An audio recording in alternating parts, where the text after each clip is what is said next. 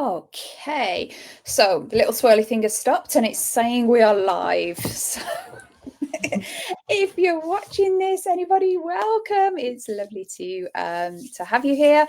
Very excited about our live. If you've seen me do these in the past, I've normally got my sidekick Sarah from Berkshire Dog Training, who's not here today. So we're going today with a very Sighthound specific Facebook Live, and I'm so very excited to have Maria and Pete from the Sighthound Savoy. So if people don't know who you are and what you do, would you like to tell them? Yeah, well, Maria and Pete, we're a married couple. We're in the business together, and we run the Sighthound Savoy Homeboarding for Sighthounds, and we're based in Accrington in East Lancashire. We have 2 of our own ex-racing greyhounds, and we're just Sighthound addicts, basically. So we have the best job ever because we like that. We like a Sighthound geek. Yep. I didn't know I was a Sighthound addict until I met Maria. So it's Maria's fault. Maria dragged you into this world. I've always liked animals and nature, and particularly dogs. Yeah, but I didn't really know about Sighthounds until I met Maria. She had 2 Saluki Whippet crosses, and that's where it started. In fact, I fell into the world of Sighthounds when I remembered my first husband. I wanted a dog, and we were looking at different breeds. But then my friend and hairdresser had these 2 Saluki Whippets, litter mates. I didn't know about litter mate syndrome or anything like that then. But she had 2 litter mates, and she wasn't managing them. She had a lot of other stuff going on in her life. And when I told her we were looking for a dog, she said, "Please don't buy one. Please take mine." She changed her mind once. We went to visit him, and then she changed her mind, and then something happened, and she rang and said, "Please come and take." So they were only about 8 months old when we got Leo's, and that's about 22 years ago, something like that. And that was it for me, Sighthounds. I was completely snitched. I would never have thought to get one. But really? So that was your yeah. And then you got hooked.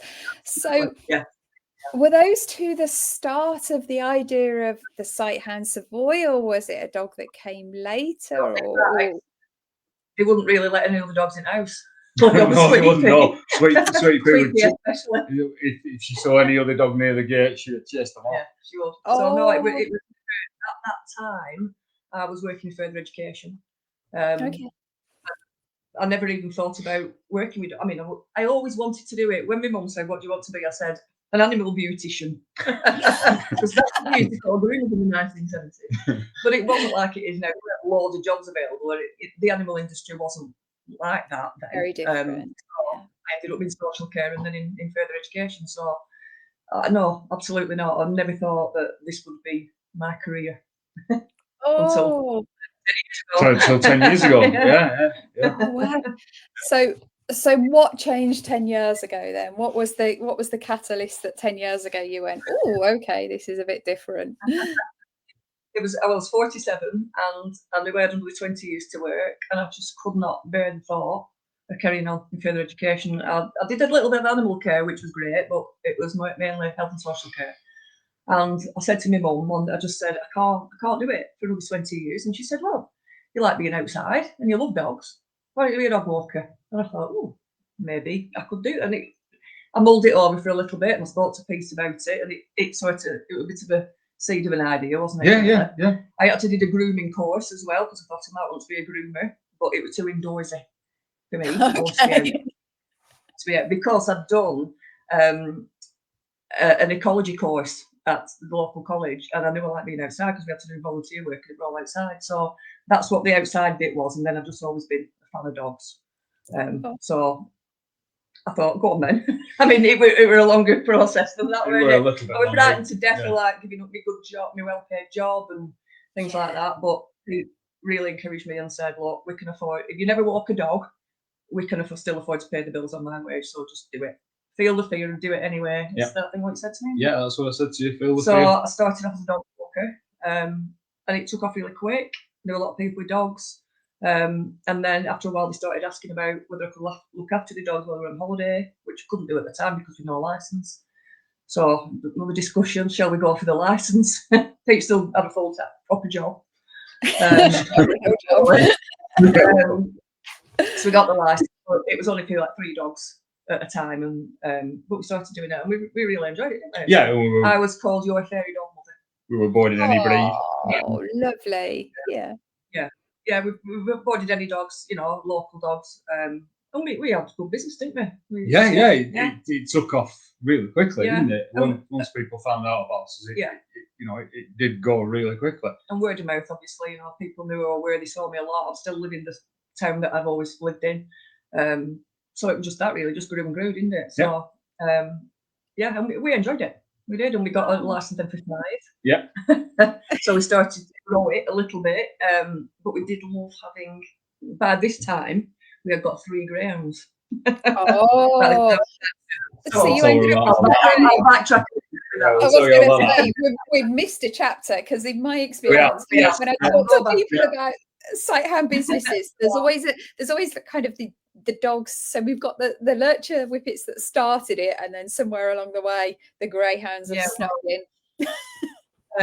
Sadly, when Leo passed, we still had Sweet Pea, but she was a bit grumpy. She had arthritis in her feet and things. And I just made a really tentative inquiry via a lady called Rachel Jackson, who is a dog physiotherapist. She's got loads of sites. She's had Sighthounds for years.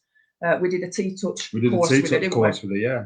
And I just contacted her and said, "Do you know of any Sighthound rescues?" And she put us in touch with, she told us about the Counts Greyhound Rescue in Tilsley. So we just made a casual inquiry. They hadn't been going very long, had they, at that point? No. And we explained that Sweet Pea were a bit grumpy and we'd need a dog that was really quiet and wouldn't hassle her and things like that. And they just kept saying, "Yeah, Domingo's the dog for you." All the volunteers, everybody, Domingo's. Well, we went to meet him and he was ginormous. He was a 40 big donkey of a dog. We were a 40-kilogram ex-racing greyhound who'd won quite a lot, but had an injury, and that's why they retired him. So we took Sweet Pea to meet him, and she loved him. So we brought him home. Yeah, and it's no wonder she loved him, to be honest. They were absolutely just the best for what you might call a starter greyhound. Yeah, we couldn't have asked for it. Specifically for me, somebody didn't know the first thing about greyhounds. He really was just as steady as a rock. He was absolutely fabulous. And then sadly we lost Sweet Pea not that long after, really, did we? No, it wasn't. And Domingo did not like being an only dog. He'd never done anything destructive at all, and he chewed the windowsill in everything. So we got back onto the rescue. Jumped out the windowsill. He'd never done a thing. Like, he was so chill. Yeah. He'd never done anything like that. So we went back to the rescue and said that he needed a sister, and we then adopted Bluebell. Bluebell had a rough start, hadn't she? Yeah. She was a bit snappy and a bit nervous, but she just needed loving. And as soon as she realised she was loved, she was just fabulous dog. And then in a moment of madness, we got a 7-month-old greyhound puppy. Oh, if you get a greyhound puppy, you're not getting a greyhound. No, you're getting a puppy. Getting a greyhound puppy. They are. Take into consideration, they are a puppy, not a full-grown greyhound. Obviously, he'd never raced. He'd been born in rescue, adopted, left in a garage, re-rescued, and went into foster via the Counts. And we were just ready for another dog, really, weren't we? Yeah, we had fostered a dog previously, but we weren't able to keep him at the time. So, and then along came Toby. So we had our 3 amigos, and they were fabulous. They were fabulous advocates for the breed. And and they were just great with every other dog that came through the door, weren't they? We had no problems with any of them. We did with Bluebell at first. She didn't like pugs.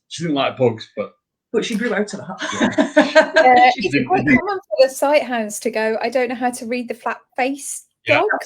Because the body language is so different. Not all of them, but some of them go with the flat face breeds. They're like, "You're so different from me," and those facial expressions and the body language is so different. They kind of go, "I don't quite know what to make of you," and they have different noises because sometimes the flat face breeds struggle with the breathing. They make, in a Sighthound world, odd noises that they kind of go, "I don't know quite how to take that," and yes, they can have a little moment. Oh yeah, she came. She was perfectly all right. It didn't last long. We actually boarded her with Bet's dog that was a little pug, and she found him. So when we had the 3 dogs and I was doing the dog walking, and we knew our dogs were great with other dogs, we just stepped up with the boarding, didn't we? Then we just decided that that's really what we wanted to do.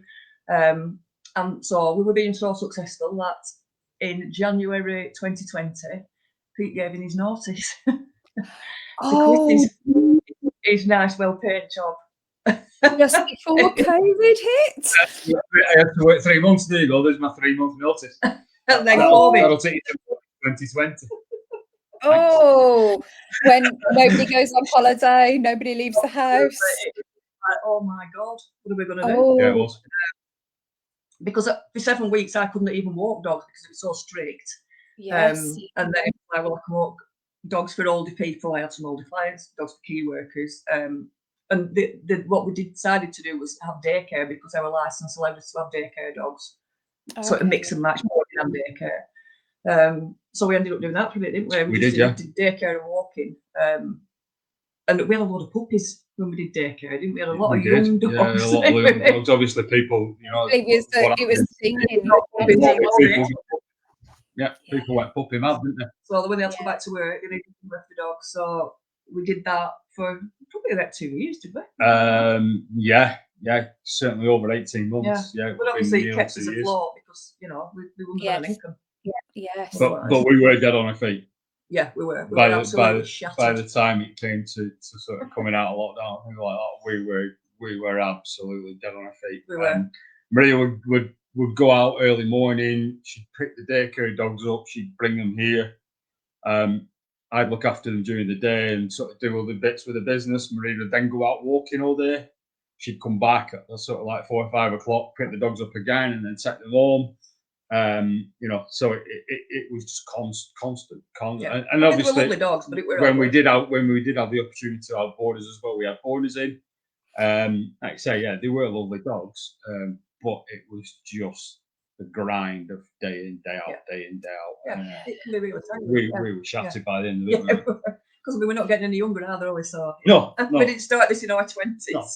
To the point where we that's when we realised that we needed to change the business. How you were working, yeah. And that's how we realised that. Well, we have got some expertise with regards to the Sighthounds. We love them. The ones that we had as clients were really good dogs. Obviously, we've got the 3 of our own. We'd got the ability to get into people who were already mad about Sighthounds. Obviously, walking groups, local walking groups. We've got the affiliation with McCants. Obviously, we've got 3 of their dogs.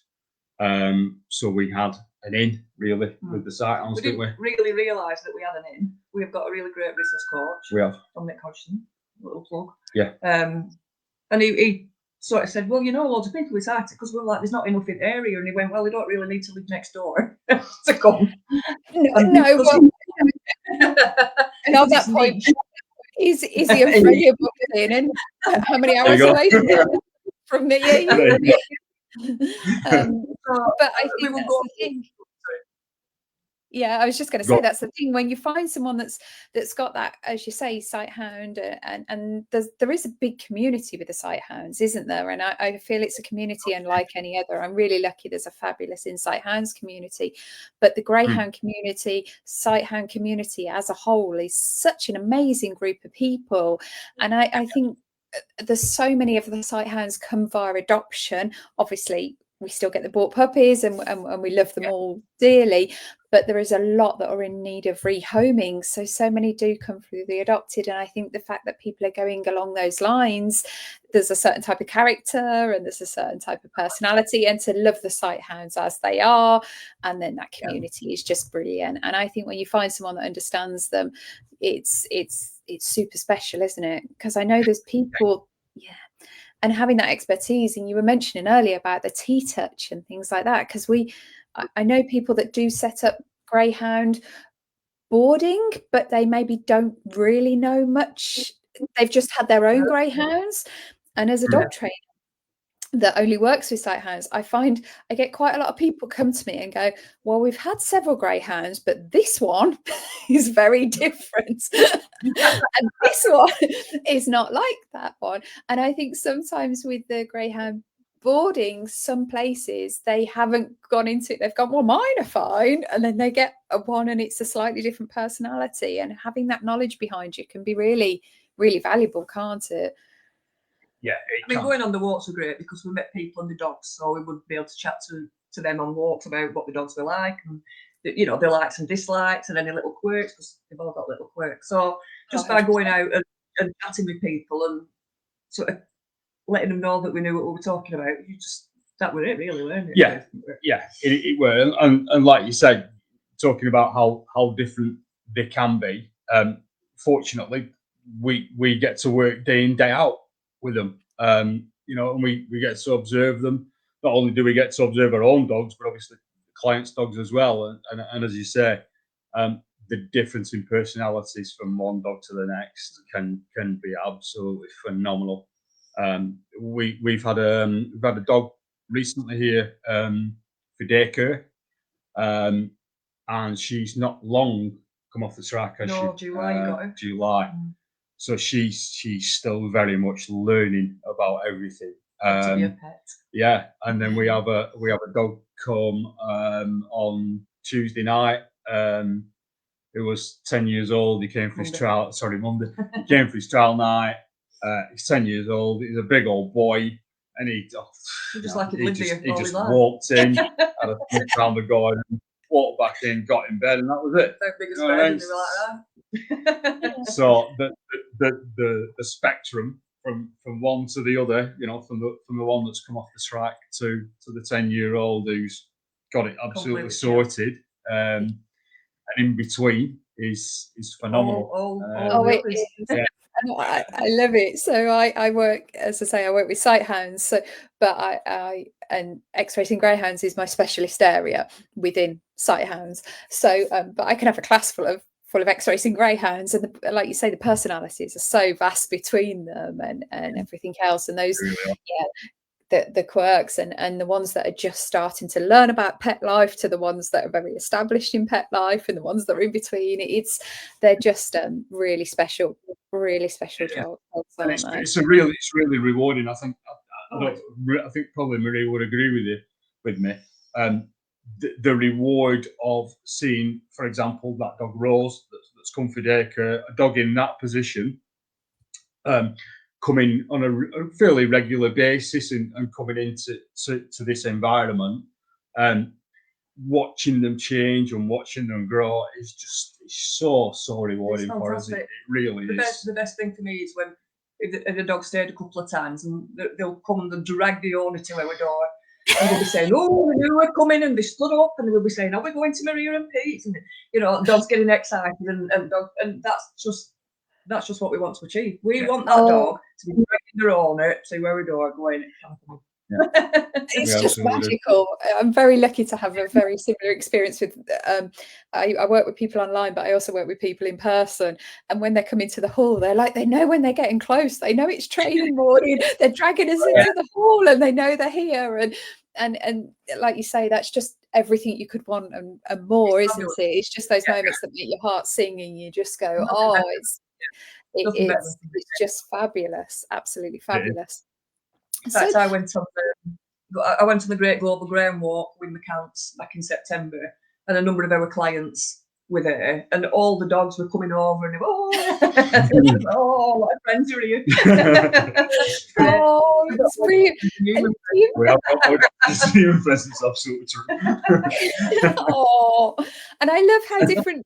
There's like little friendship groups form between the dogs as well. I love the social dynamic of watching them.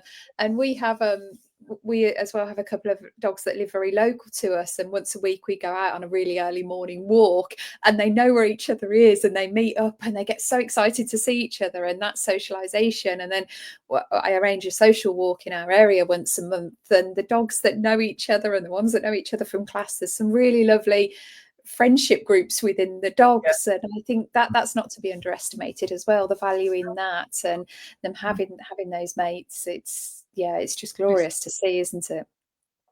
It really is. Yeah, it's fun. Oh, sorry, we've jumped a little bit. So we did have the 3 greyhounds, and you'd gone to Sighthound specific, and you'd gone, right, we're going to go Sighthound specific now. This is what we're going to do, and this is how we're going to do it. So did you have to make? I suppose you were already very geared up for the Sighthounds, and that's what you'd been. Was that happening more and more naturally before you went, okay, we're going to do this? Well, we were getting more, weren't we? We were. Not a great deal. We had a few solid sort of customers who had we probably had half a dozen. And then they would tell somebody else. It was like word of mouth, really, weren't it? The main thing we did was through the rescue, we sent our newsletters and things like that. We promoted ourselves through there and on the walks as well.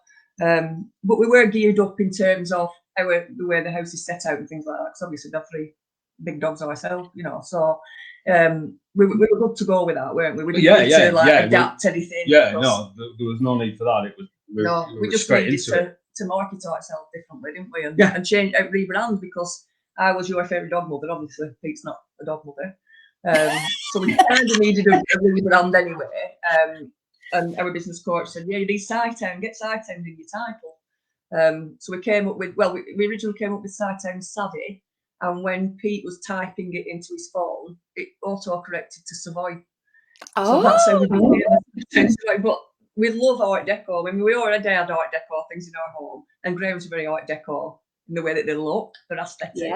So it was a no-brainer, really, and it just went from strength to strength, didn't it? Really. I mean, we've worked hard. We've carried on with CPD. We're learning all the time. We don't think that we know everything there is to know. For sure. But that's one of the things I love about you guys, and I feel exactly the same. I'm never like, oh, I'm done. We're never going to be done in this. We can work with all these dogs. We can have all these dogs in our home. We can work with them all, but we're never going to be done. There's always somebody new and something different, and the science changes and things, and having that continuous development. And again, I think that's one of the things that I've sometimes, when I've tried to look for somewhere for my dogs to go, it's been like they're just going, I've got a greyhound, I know greyhounds, and how much do they actually understand the different greyhounds? And because I'm a trainer, my dogs maybe have a couple of extra needs and stuff. I was talking to you just before we came on, part of a Sighthound Spotlight Day, which is something I've launched to raise awareness of Sighthounds, is about myths. One of the myths is that dog trainers have perfectly behaved dogs, perfectly trained dogs. That's a myth, don't you? Well, Maria ended up doing a dog training course, didn't you? And I think that's very different. Very different. People that will go, I want to learn and I want to know about it and understand it. And one of the things I love that you guys do is so much of what you do is about that enrichment. And for me, all of this year we've been doing on our Facebook Lives with Sarah, we've been talking about enrichment and how important that is. And I think sometimes if we're not meeting those needs, particularly in the situation you're in, when you're taking dogs on, and the nature of the dogs you're working with, when they come to you and their pet parents have left them and they're in a strange house with strange dogs, they are likely to be a bit unsure and stressed. So being able to do enrichment and things like that, which help them decompress, which help them make them feel good and understand it. Some people are like, well, they just should behave. And it's like, well, that's not how it works. It's kind of like tapping into those needs and making them feel comfortable and reassuring them. And that's so important when people are looking for somewhere. It is a big tool in our army. It really is a big tool. Being able to take a dog into a quiet place. And Maria does Reiki. She's done T-Touch. We do ACE free work sessions.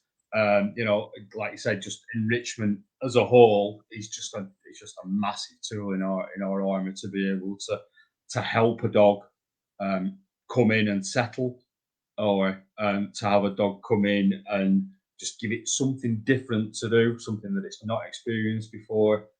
Particularly with, like I said, with the X-racing greyhounds and really the ones that are sort of fresher off the track, being able to show them something different, and going back to what I said earlier, to watch them grow and to watch them change in this environment, it's just so rewarding. Because we've had a few dogs that have been a little bit unsettled, like on the trial night, because they're new off track and things like that. So we'll sometimes suggest some more time with us before a big holiday or something like that, so we can get to know them. And we've done it with a couple of dogs. I think the last 12 months, I think, where they've had an extra trial night and things like that. Yeah. And now these dogs are coming through the door like everybody else. You know, when they were like, I can't eat anything, I don't really want to lie anywhere else apart from the bottom of the stairs or near the door. And it's just like, right, I need to sort this. But it's funny, really, because our girls they really know when we're setting up like a scent work. They get excited like that. They just know. I want to get him. Mine do a lot. We do a lot with box work, so they know when I've had an Amazon delivery and they hear that rip, they're like, oh, see them like getting rolled up for it. I'm getting ready. We have a bedding box with like loads of snuffle mats and things like that, and I don't take the lid off bedding box because they just know. I'm trying to do it quietly before they all get wind of it. And I think just what you mentioned there, which was super special, is as well, you're not just going, right, I need to fill this many dogs because I need to earn this much money. Yes, you're a business and you've got to operate as a business, but being able to go, that dog needs an extra trial night, that dog isn't quite ready yet, we need to work with this, is so important than just going, right, yep, just drop them off and come. And I love all of that side of things, and the Ace Free work. I've done so much with kind of listening to Sarah Fisher, who's behind Ace Free Work, talking, and I've been to some of her talks, and I've got several dog trainer colleagues or people that I know that are involved in the Ace Free Work, and it's just mind-blowing how brilliant it is, and so good for that well-being. Yeah, you went to Tilly Farm, didn't you? I did, fortunately, and I've only just touched the surface. I know that you can go so much deeper in it. Like you said, it's just fascinating seeing the effect on the dog, and especially being able to sit down with Sarah herself and for her to be able to point something out and just, did you notice that? I was talking to her one day whilst I was down there, and a dog came to me and literally sat at my feet and looked up at me as if to say, come on. And I was talking to her, and I didn't realise the dog was there, and the dog just turned around and walked away and went over to her, and she said to me, did you see what happened then? And I said, no, I didn't see what happened at all. He came to you and he sat down at your feet, and because you were talking to me, you didn't realise. And he sat there for 2 or 3 seconds and realised that you weren't going to engage with him, so he came to me because he wanted that engagement with me. and just that, just as an example of being able to be in that environment with her, and for her to be able to point something out like that, and you just think, I just didn't see that at all. Yeah. For it, so it's she's brilliant. She's brilliant. One of my favourite things with her is she talked about the coat changes on one of the seminars I was on with her, and how the different coat changes can indicate pain and injuries. And we've had a little hiccup with Izzy recently, and she's doing much better now, working with a physio. But one of the big signs for me was that coat change. And when we had Oscar, there was stuff going on, and there was, when I came home from the seminar, I looked at him and went, oh, well, I knew he had a spinal issue because it had been x-rayed and everything. I was like, oh, the coat's different there. If only I'd known that before. And then with Izzy, I'd spotted that before I actually knew there was an issue. I was like, yeah, the coat's not right. Something's going on there. There's a change. And incredible stuff. And being able to support that and understand it and what to look for is brilliant. So if people were looking for home boarding, what's your recommendations? You've talked a lot about the licensing. That's something I know you have to have a license, but I don't know much about that side of things, if I'm honest with you. Is it do they put you through the mill? Does it vary from county to county or council to council? It does. It's local authority inspect you. So the conditions that you have to work under are a bit cobbled together, if I'm honest. From a kennel like that, they need to be there. Something needs to be there, but they can be open to interpretation. But if everything's done right, they come and they check your home, make sure your garden's secure, make sure you've got paperwork in place, emergency contacts, that you've got a vet assigned to your business, because obviously with people like us, if our client is an hour away and the dog gets injured, we're not going to their vet, we're going to our vet. So things like that.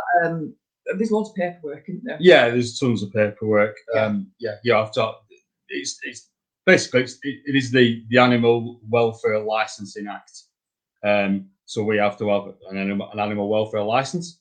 Now there are a ton of regulations around that and guidance that we have to meet with regards to the space that you've got, how you can exercise the dogs, how you look after them in an emergency, like Maria says, with a vet. That's staffing, how many staffing. Obviously, we're 2 full-time, which is unusual, really, isn't it? Yeah, it is really 2 full-time people working in a home board.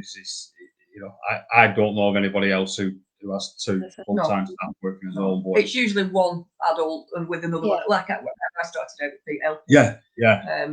But people are boarding dogs without licenses. But it's really easy to check somebody's license because you've got to display it.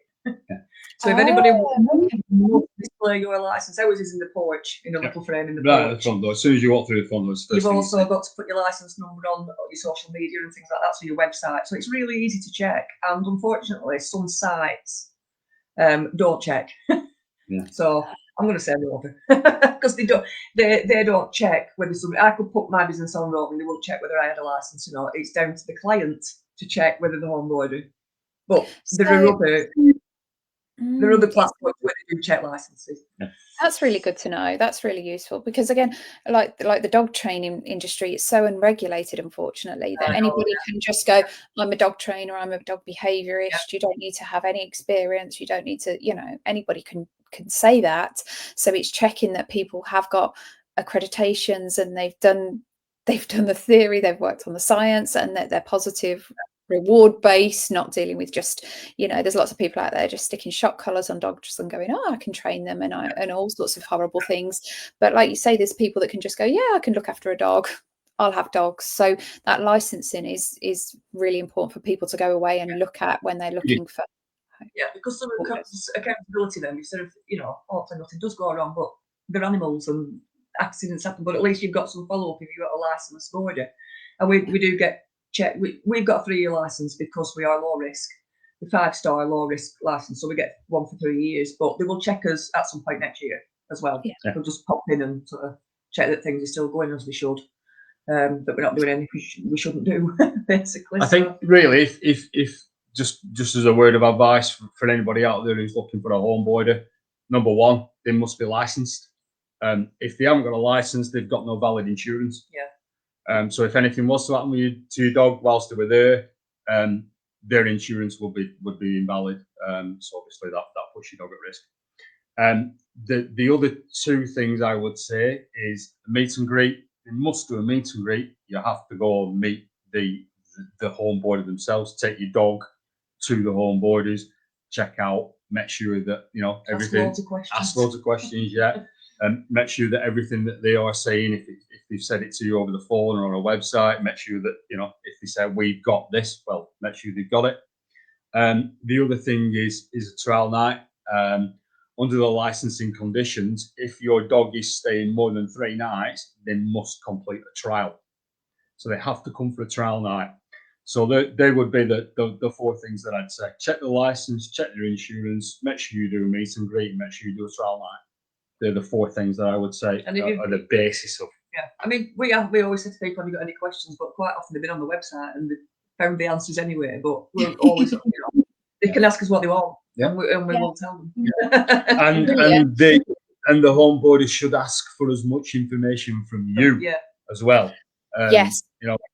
Really comprehensive forms going, what do I do in this situation? Tell me about, and not just tell me about your dog's personality.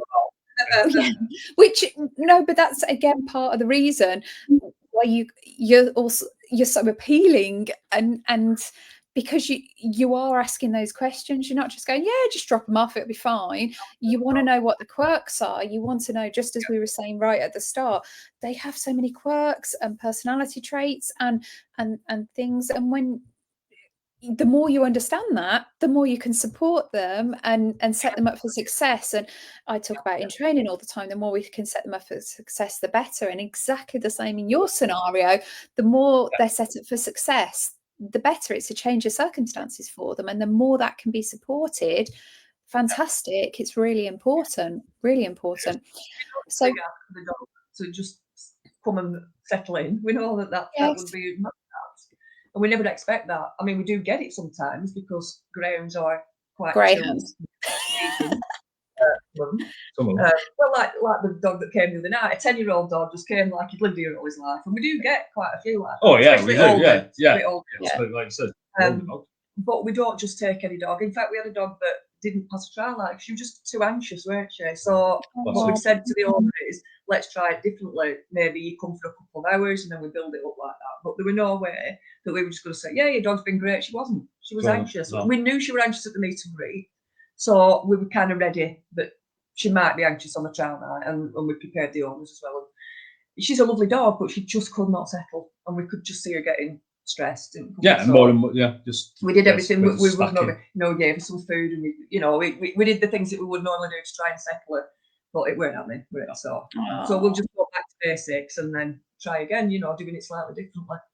That's brilliant. We don't give up on a dog easily.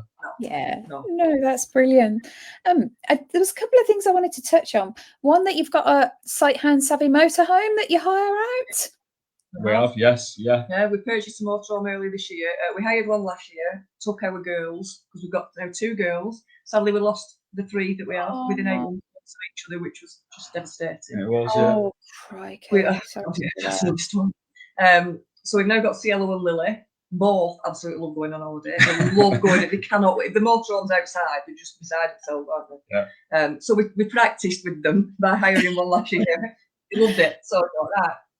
Sadly, my dad passed away, but he left me some money, so I thought I will invest this wisely. We bought a motorhome, and it's absolutely.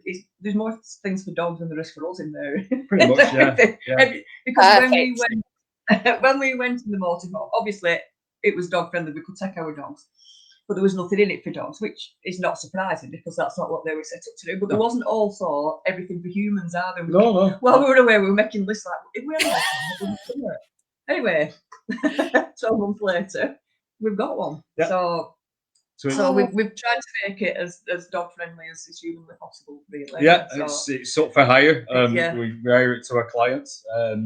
Like I said, it's set up to try and make people going on holiday or going on an adventure in a motorhome with the dog as comfortable as possible. It's got everything that you need in there for your dog.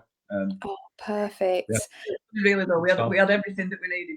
Everything for dogs, and then we didn't have a dustpan and brush. Everything for the dog. But since then we've learned that we are fully kitted out now. We're good to that's wonderful, because I think, again, when you have Sighthounds, we understand that they're not necessarily like every breed of dog, and sometimes they go to or hire a cottage, for example, that's dog friendly, and you go in and they're just like expected to sleep on a mat, or they can't do this and they can't do that, and you're like, do not let your dog on the furniture. Don't let your dog do this. Don't let your dog do this. So you're like, I'm not sure how Sighthound Savvy. I think this is set up for maybe a different breed of dog, but it's not that dog friendly at all. So having, again, a motorhome is something we've considered, but then we've gone, how's it going to be with the dogs? Because they are a little bit different, and that's why we love and adore them. But having the way you can fit greyhound sized beds in places and things like that is really important, isn't it? Especially in smaller areas, and understanding that and how we're going to make that work. Yeah, we've got an awning for it as well.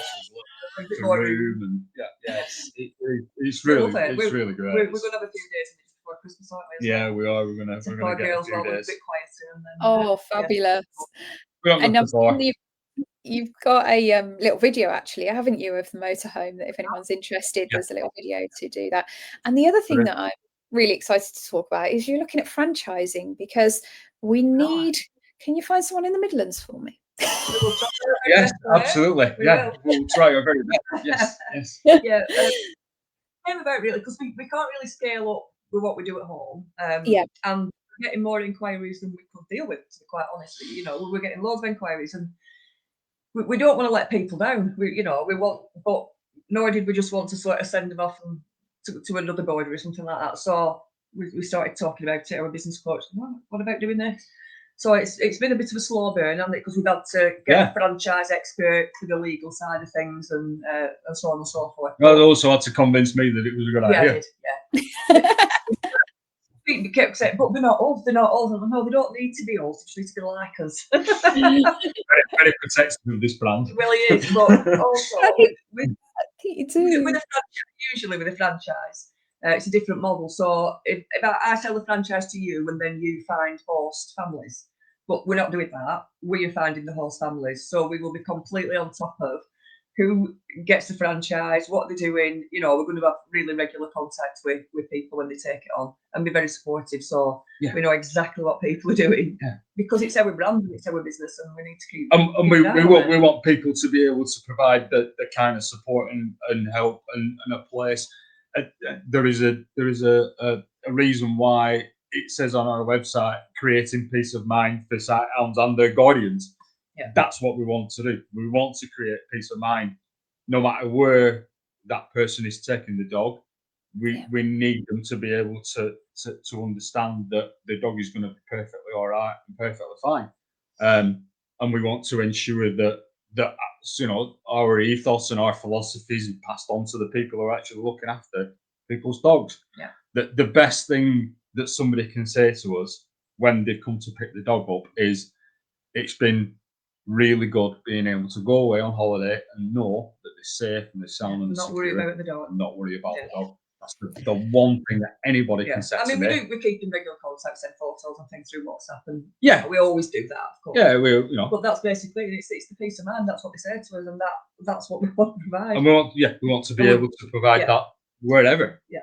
Oh, 100%. And I think that's what we want. And I think our dogs are such an important part of our world, and you know, they're part of the family, aren't they? They're a huge part of our world, and being able to have that feeling when you go away is it's really important to feel like that. So are you looking for people that are interested in kind of home boarding for Sighthounds specifically to come and have a chat with you? If somebody was thinking I've got an eye on this, I've been thinking about home boarding, but I don't know where to start or what to do or anything like that, the best thing to do is to get in touch with you. We've if you go to our website, sighthoundsavoy.co.uk, one of the things that will happen when you go to the site is you'll get a pop-up window, and that will be a form to fill in to request. Excuse me a sec. I like the branded shirt. Which is a guide to starting your own Sighthound homeboarding business. So there's all sorts of information in there about what you need to do in terms of getting a license. We even talk about are you the kind of person that can run a homeboarding business? You know, it's a strange thing, particularly for somebody like me and Maria who've worked in a corporate environment. To suddenly break away from that and to be working for yourself, it's a completely different beast. So we talk about that. We talk about the pet industry, about how to actually set your home up as a Sighthound homeboarder, how to market. So if anybody's interested, they can go and download a copy of that. Like I said, just go onto the website, sighthoundsavoy.co.uk. You'll get a pop-up. It says a little form. It just says your name and your email address, and I will email you that as soon as I possibly can. Take a look at it. It talks about franchising opportunity in there as well. So yeah, anybody who's interested, they can literally just send me an email. My email address is pete@sighthoundsavoy.co.uk. Send me an email. You don't even need to download that, to be honest with you. Just go and send me an email, get in touch with me. Anybody who's interested at all, tentative, you know, you might not even think that this is something you particularly want, you know, immediately want to do. Yeah, we'll talk to anybody about it. We really will. That's brilliant. And again, just like the dogs, it's not like, oh, you've got to do this and commit. You're not, guys aren't just out for the money. It's something you're truly passionate about. So if people just want to have an atta, especially if you're in the Midlands, please, if you're in the Midlands, get in touch. But yeah, anybody across the country that adores the Sighthounds. Yeah. Said there's no obligation. We'll talk to anybody about Sighthounds, including you.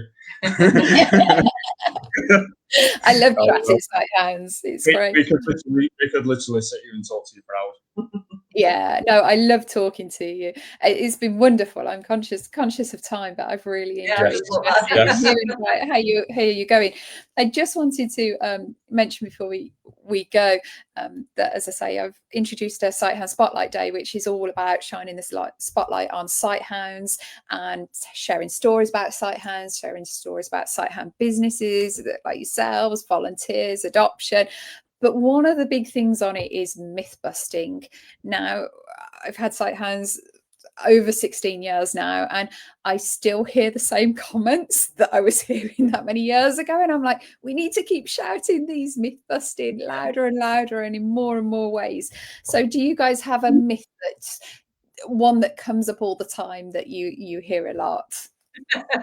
Yeah, when we're walking the dogs, it's the number of people who say, oh my God, they must need loads of exercise. And we just go, they don't. Actually, they don't. They can, and they will. If you know, our guys will walk a long way. They don't need it.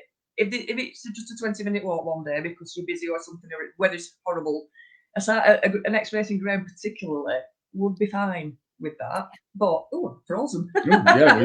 we've frozen this end. Have we frozen at your end? You're frozen as a screen, but we can still hear you, so we can hear you too. Yes, because they see a big racing dog, we just think, but honestly, they will walk if you want them to walk. They don't need tons of exercise. They're sprinters, they're not marathon runners, and they're happy with that, aren't they? Yeah. And they like snoozing a lot. They don't call us 45-mile-an-hour couch potatoes for nothing. No, they don't. Oh, definitely. Another quick one is just because it's got a muzzle on it doesn't mean it's an aggressive dog. Yes, get that one a lot, don't we? They must be dangerous. No, no, that's lovely. And on the sleep topic, I'm about to in the next couple of weeks, I've got a Facebook Live with a sleep vet specialist, a vet that specialises in sleep, and I did some training with her, and the stuff about sleep is absolutely fascinating and how important and how valuable it is. So I'll keep you posted. That'll be coming up in a couple of weeks' time. But that'll be really interesting. Yeah, thank you so much for joining us today. You're still in video frozen. The video's stuck where you are, but we can still hear you talking. No, it's up my ball then. I really appreciate you coming on the first one of these Sighthound specific lives and talking about your business. And as I say, I'm a huge fan, and obviously with my knowledge and experience, I'm very precious about where my dogs go, and there's so many things that you do, and double doors and all, just and yourselves just as fabulous people that clearly adore the dogs. I'm very excited for ours to come and stay with you. And we can't wait to meet them. Yeah. We're really looking forward to it. So and thank you so much for your time tonight and chatting to me all about it. And I've been learning more about regulations on the boarding, so thank you so much for that and sharing about the franchising. And I will pop down I'll pop down your website link, so if anybody's interested, I'll pop that in the comments after we've finished so they can get in touch with you. And thank you so much, and I look forward to seeing you again soon. Thank you. Claire. No problem. Take care. Bye-bye. Bye. Bye.